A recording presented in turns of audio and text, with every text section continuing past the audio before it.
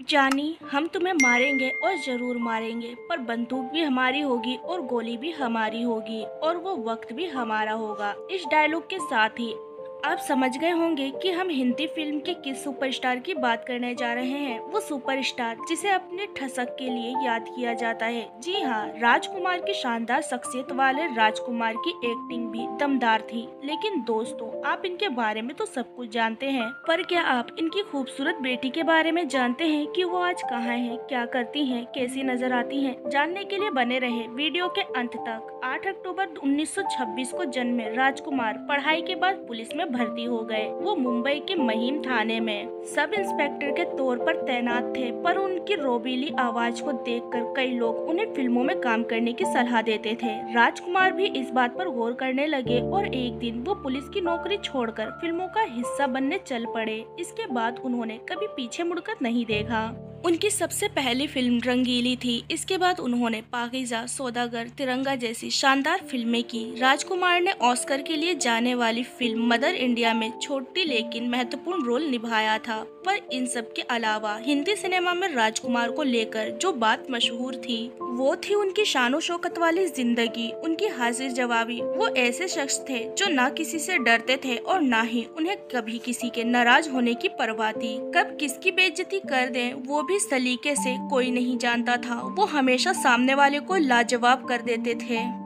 धर्मेंद्र, रामानंद सागर, प्रकाश मेहरा, राज कपूर, जीनत अमान और गोविंदा जैसी कई हस्तियों के साथ उनकी बेबाकी के किस्से मशहूर रहे। वहीं बात की जाए उनकी बेटी के बारे में तो हिंदी फिल्म इंडस्ट्री के दिग्गज अभिनेता राजकुमार की बेटी वास्तविकता पंडित पर शाहिद का खुमार था। साल 1996 में अपने फिल्मी करियर को शुरू करने वाली अदाकारा वास्तविकता पंडित यूं तो फिल्मी बैकग्राउंड से थी, मगर बॉलीवुड में उनका सिक्का नहीं चल सका। फिल्मों की दुनिया में असफल रही वास्तविकता पंडित शाहिद कपूर के पीछे ऐसे हाथ धोकर पड़ गईं कि सारी हदें पार करने लगी। बताया जाता है कि वास्तविकता शाहिद का पीछा तक करती थी, उन्हें खूब फॉलो करती थी। शाहिद से बेइंतहा मोहब्बत करने की वजह से वो उन पर नजर भी रखती थी। आलम ये था कि वो शाहिद के करीब रहने के लिए उनके घर के बगल में उन्होंने फ्लैट ले लिया था। यही नहीं, मीडिया में ये भी खबरें आई थी कि वास्तविकता शाहिद को अपना पति भी बताती थी। वास्तविकता की इन हरकतों से हर कोई हैरान था।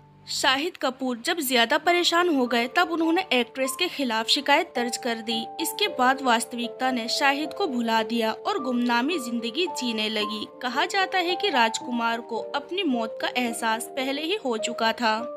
एक दिन उन्होंने अचानक अपनी पत्नी और बच्चों को अपने पास बुलाकर कहा, शायद मैं ये रात भी नहीं निकाल पाऊंगा, इसलिए आप पूरे परिवार को बुला लें और मरने के बाद वाली सारी रस्में खत्म करने के बाद ही सब लोगों को सूचना दे दी जाए।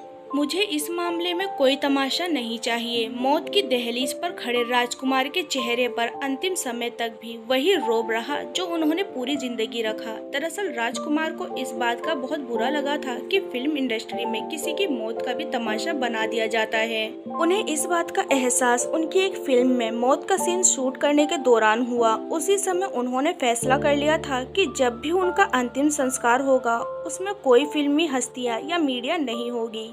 3 जुलाई 1996 को राजकुमार ने हमेशा के लिए अपनी आंखें मूंद ली। उनका अंतिम संस्कार भी वैसे ही हुआ जैसे वो चाहते थे। तो दोस्तों, आपको राजकुमार की बेटी के बारे में जानकर कैसा लगा, हमें कमेंट बॉक्स में कमेंट करके जरूर बताएं। साथ ही ऐसी ही इंटरेस्टिंग वीडियो को जानने के लिए हमारे चैनल को सब्सक्राइब करना ना भूलें।